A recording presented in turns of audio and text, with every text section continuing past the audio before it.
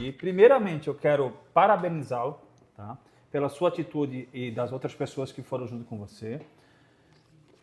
Nessa ajuda humanitária, que é de suma importância, você é do Rio Grande do Sul, né? Que é de suma importância para as pessoas que estão lá hoje, passando toda essa dificuldade que estão passando. E eu gostaria de você nos contasse para o Papo de Salão, para as pessoas que assistem o Papo de Salão, como é e como foi toda a logística para você chegar até o Rio Grande do Sul e como foi para você viver. Foi uma semana que você viveu lá? Foram 4 dias e 3 madrugadas. 4 dias e 3 madrugadas. Como foi viver? E tem um caso também bem interessante, que um salvamento que vocês fizeram de uma senhora que acabou saindo num jornal nacional, né? Saiu. Um jornal Saíam algumas redes. em algumas redes do jornal. Isso, é. Por favor, nos conte primeiramente como foi essa logística de como vocês se organizaram para ir para lá. Em quantas pessoas foram? Bom, boa noite. Meu nome é Flamarion.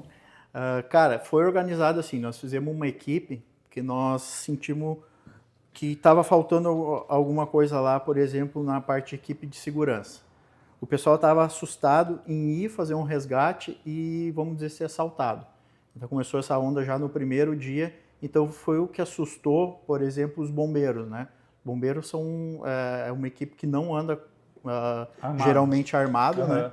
Então, o que nós fizemos? Eu fui convidado, né? Eu fui convidado como resgate e mergulhador. Então, nós montamos uma equipe assim, um cara bom no mergulho, um cara bom no resgate, um cara bom da área de segurança. E aí nós formamos a nossa equipe, que foi formada por 5 pessoas. Até um abraço para o João Sansoni, que foi o cara que organizou isso. Então, de lá, nós já fomos com, vamos dizer, com missões, né?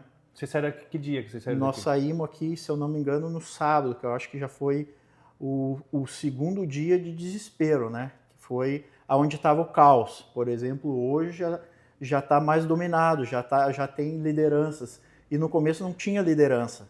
Mais dominado, ele quer dizer que a questão é que não baixou a água ainda. Claro, Existe muita sim. questão, Não, mas já está isso. um pouco mais organizado. Isso quer dizer. Exatamente, para aquela chegada, né? Sim. Aquele lance de aonde você vai botar teu barco, aonde você vai fazer, para não chegar lá e fazer qualquer coisa, entendeu?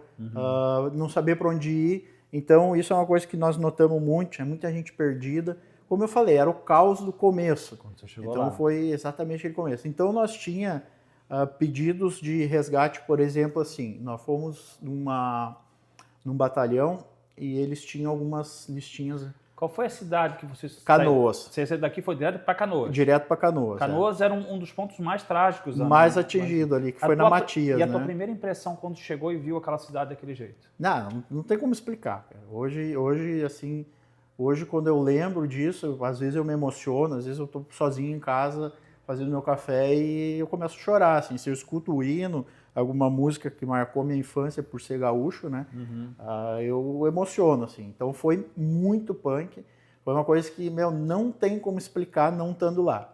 Então era só ter aquele cheiro, tudo, caos de pessoas que estavam pela mesma guerra, mas estavam brigando, porque estavam apavorados, assustados, né? Então, foi uma coisa que eu não tenho como descrever, tá? E voltando ali que eu falei do batalhão, né? Tinha resgates que eles riscavam, assim. E aí nós chegamos ali, por que esse está arriscado? Porque nós não vamos lá. Por difícil acesso, por difícil questão de segurança, e era o que nós fomos. Nós fomos com esse objetivo, de pegar... Os lugares que eles não iriam. Exatamente. Por exemplo, a nossa ideia não foi de pegar a pessoa que desceu do segundo andar, botar no barco e levar. Não, nós fomos em difíceis acessos, que nós tivemos que quebrar telhado, tivemos que quebrar parede, tivemos que dar tiro numa porta de vidro, porque com a pressão da água não quebrava. Então eram realmente coisas que foi salvar a vida mesmo. Essas vidas que nós salvamos, que nós conseguimos fazer o resgate, era uma cena mais complicada de acesso, né? Vamos controlar a emoção dele, que ele está lembrando de lá, ele vai cada vez mais se emocionando, e que é uma coisa bem normal, né? Claro, Você com certeza. conviveu lá.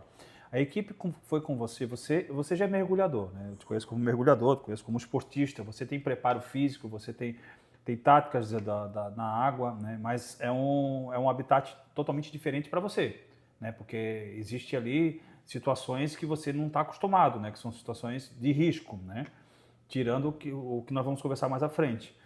E a equipe que foi com você, eles têm esse mesmo preparo, eles têm esse preparo tático como você tem para instalar lá? Ou o pessoal, não, vamos organizar que vem um amigo do amigo, o fulano? Não. Foi escolhido as pessoas com preparo já. Como eu falei, o Sansone foi o cara que escolheu isso. A nossa equipe foi escolhida a dedo. Assim. A dedo. Tipo, a galera que está preparada mesmo para isso aí. E não é só o preparo físico, né? O preparo, vamos dizer, de resgate, de primeiros socorros e essa questão emocional também, que é forte. Teve muitos casos assim de nós resgatar um simples resgate mais normal, que não precisou quebrar nada, e nós chorar junto, assim. Tu olhava para a equipe inteira e tava todo mundo chorando. E nós ria de emoção, de feliz de conseguir salvar aquela família, vamos dizer, mas chorando, tipo, emocionado, assim, tipo, era normal estar chorando, assim, era uma coisa, então é uma coisa que mexeu muito, assim, com o psicológico de quem está lá, e quem está lá sabe o que eu estou falando, né? Não precisava nem, às vezes, estar fazendo um resgate, só de ver tu estava chorando, assim, questão de chorando de emoção mesmo, por ver tudo aquilo, né? Toda aquela dor de pessoas, assim, que, porra, demorou anos para adquirir uma coisa, perdeu bens materiais e pessoas, né? Entes queridos de família, assim. Teve um caso, assim, que mexeu muito, assim, com nós, foi um molequinho de 9 anos, que estava no abrigo já, e ele falou, né? Nós falamos, seu pai e sua mãe, a última vez que eu vi eles estavam boiando. Eita. Então são coisas que, não tem como não emocionar, assim, sabe? De tu te botar no lugar daquela vida e, cara, sinistro, sim, sinistro mesmo. Forte. Cenário de guerra. Cenário de guerra, cara. Eu não vou ter nem como perguntar para você qual foi a parte que mais te marcou ali. Acho que todas elas acabaram te marcando. Cara, não, todas elas. Assim, quando nós voltamos assim de viagem, que nós estava já a caminho de Floripa de volta, isso foi no 4º dia. Aí nós perguntamos entre nós, assim, a nossa equipe, quais os que mais emocionaram, né? E realmente teve 2 casos assim que foi muito marcante assim para mim, que eu levo sonho com isso, que foi um cenário que nós estava de madrugada, estava trocando tiro, pessoas do lado trocando tiro, então foi uma parte que tocou, nós se escondemos para que nós não queria entrar em combate armado com esses vagabundos, porque nós estávamos com vítimas, nós estávamos com resgatados no barco.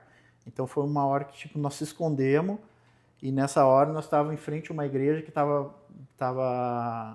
alagado até em cima, só tinha a cruz de fora e não tinha como nós fazer fuga, porque era muito fio, nós teríamos que cortar fio, não teria fuga ali. E nós estávamos com senhores e senhoras dentro do barco que realmente não teria como dar fuga. Então essa foi uma parte que me marcou muito, de arrepio de medo, assim, sabe? Eles estavam trocando tiro com quem? Estavam trocando tiro entre, não sei, entre facções ou assaltando, eu não sei o que era. Então era assim, era muito do lado, era uma rua do lado, porque nós estávamos se locomovendo em ruas mesmo, né? Por cima dos fios. Então essa foi uma parte que... Caraca, por cima do fio. Por cima do fio. Nós cortava fio, passava por cima, tava fundo mesmo.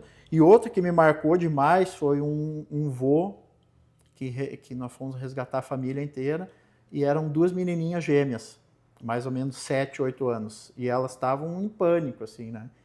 E o senhor ele tentava distrair elas, né?